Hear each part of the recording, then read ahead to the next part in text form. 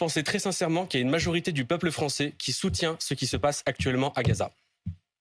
Non. Donc, est-ce que si jamais vous aussi, vous avez une idée de la démocratie représentative, vous n'avez pas honte, comme une majorité du peuple français, de l'inaction de la part du gouvernement français et de l'inaction de la plupart des gouvernements par ailleurs? Vous avez des étudiants qui ont décidé de se mobiliser pour un cessez-le-feu. Moi, je ne vous parle pas de la question de la mobilisation, je vous parle de la question du blocage. C'est-à-dire mobiliser, manifester, bloquer une université, interdire la tenue des cours, fermer les amphithéâtres. Je vais répondre à cette question. Ils font quoi si jamais ils n'utilisent pas les méthodes de blocage? Ils manifestent.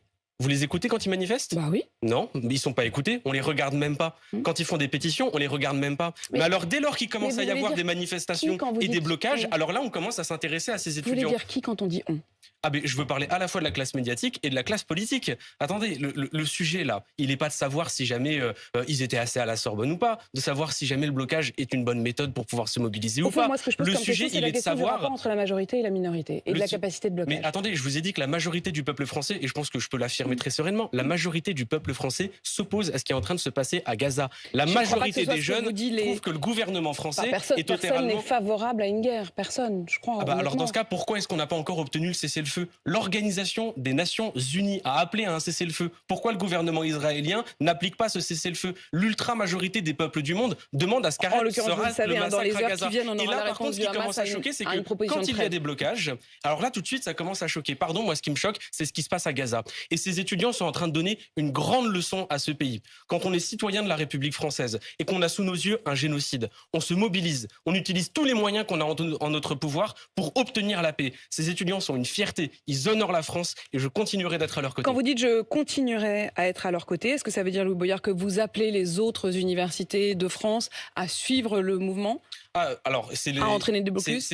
Pour le coup, c'est les étudiants qui doivent eux-mêmes organiser leur combat. On sait qu'à Lyon, pour le coup, bien sûr, mais par contre, plus il y aura d'étudiants qui rentreront dans le mouvement pour essayer de faire en sorte que le gouvernement français se bouge, mieux ce sera. Parce qu'aujourd'hui, il y a une pression internationale qui est en train de s'exercer, qui fonctionne. Regardez, on ne parle que de ça. Aujourd'hui, on ne parle que de ces jeunes qui ont décidé de se lever pour enfin obtenir la paix. Vous avez donc une bonne nouvelle. Vous avez vu qui en parle? On en parle même dans le monde entier, et notamment l'ayatollah Khomeini, qui vous montre en exemple. Il a lui-même posté des vidéos d'occupation des universités. Il cite la France. Il dit, voyez ce qui se passe dans le monde, dans les pays occidentaux, en Angleterre et en France, ainsi que dans les États américains. Les gens sortent en grand nombre pour scander des slogans contre Israël et l'Amérique.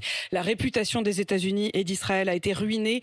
Ils n'ont vraiment aucune solution. L'ayatollah Khomeini qui vous prend en modèle, comment vous le vivez? Alors, Viktor Orban, par exemple. Non, mais attendez, je vais vous répondre. Viktor Orban, le Premier ministre hongrois, lui, il soutient le gouvernement israélien. Est-ce que vous allez attraper la veste de Gabriel Attal pour lui dire « Alors, monsieur Attal, vous êtes sur la même ligne que monsieur Orban ?» Vous mettez l'ayatollah Khomeini sur le même plan? Je n'ai ni de la sympathie pour l'ayatollah, ni de la sympathie pour monsieur Orban. Pour vous, l'ayatollah Khomeini c'est pas la Viktor question. Orban? Non, mais attendez.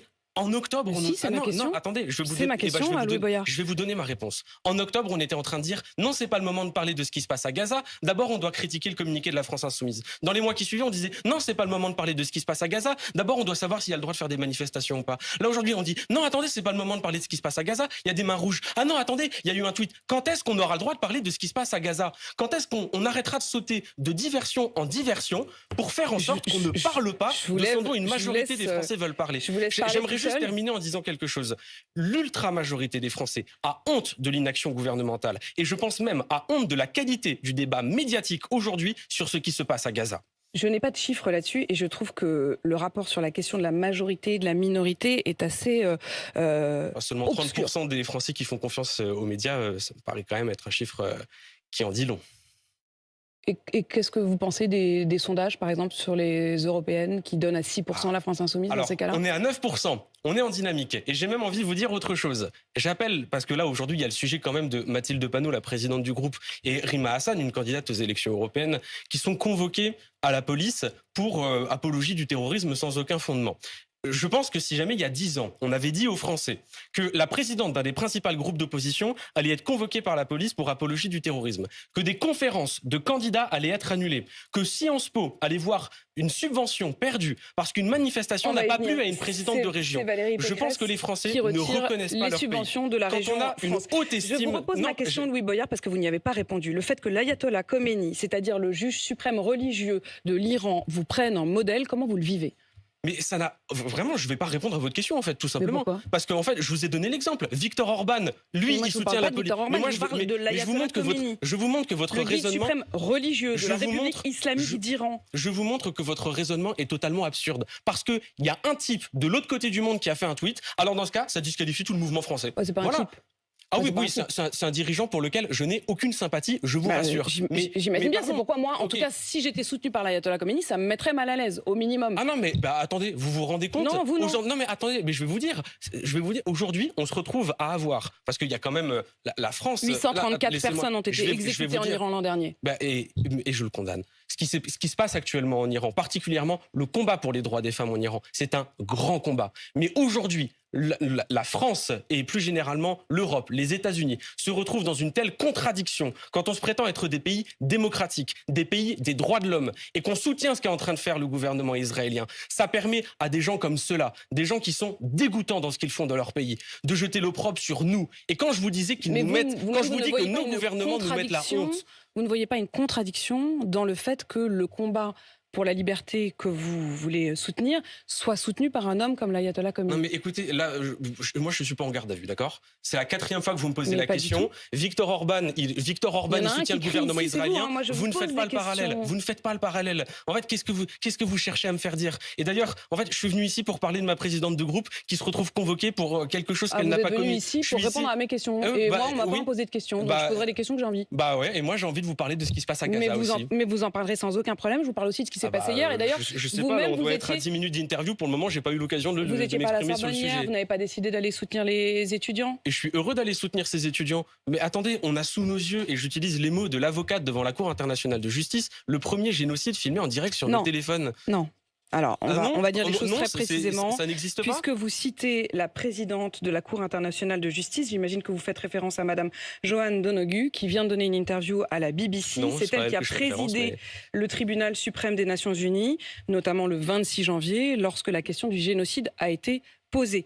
La question du génocide, le mot de génocide n'a d'ailleurs pas été retenu pour définir l'action d'Israël à Gaza. En revanche, et elle le précise, vous pourrez regarder, elle l'a dit à la BBC hier, elle dit « Je voudrais corriger ce qui souvent a été mal compris dans les médias. L'accusation de génocide aurait été plausible. » Non, elle dit « Il a été jugé plausible le risque pour le droit des Palestiniens d'être protégés du génocide. » Alors, comment est-ce que vous appelez un État qui tue 40 000 personnes, qui empêche l'entrée de médicaments sur une zone de guerre dans laquelle on ampute des enfants sans anesthésie, dans lequel il n'y a pas d'eau, dans lequel il n'y a pas de nourriture, dans lequel il y a actuellement une famine, dans lequel le gouvernement israélien a annoncé qu'il allait attaquer Rafah, où se trouvent des millions de réfugiés? Vous appelez ça comment? Vous appelez ça génocide. La Cour internationale de justice a expliqué qu'il y a besoin d'un certain nombre de mesures conservatoires pour éviter le risque de génocide. Exactement. Qu'a fait le gouvernement israélien depuis? Exactement. Qu'a fait le gouvernement israélien depuis? Et c'est effectivement la question le gouvernement israélien depuis du génocide. Le gouvernement israélien n'a effectivement pas du tout répondu à ces accusations. Il n'a pas répondu aux mesures conservatoires. Il n'a absolument pas répondu. Donc le risque de génocide est caractérisé. Il est d'ailleurs possible, et c'est Nicolas Poincaré qui nous l'expliquait ce matin sur RMC, que Benjamin Netanyahou soit lui-même condamné par un mandat d'arrêt de cette Cour internationale de justice, peut-être même aujourd'hui. Alors dans ce cas, pourquoi est-ce que notre gouvernement continue de livrer des armes à ce gouvernement ?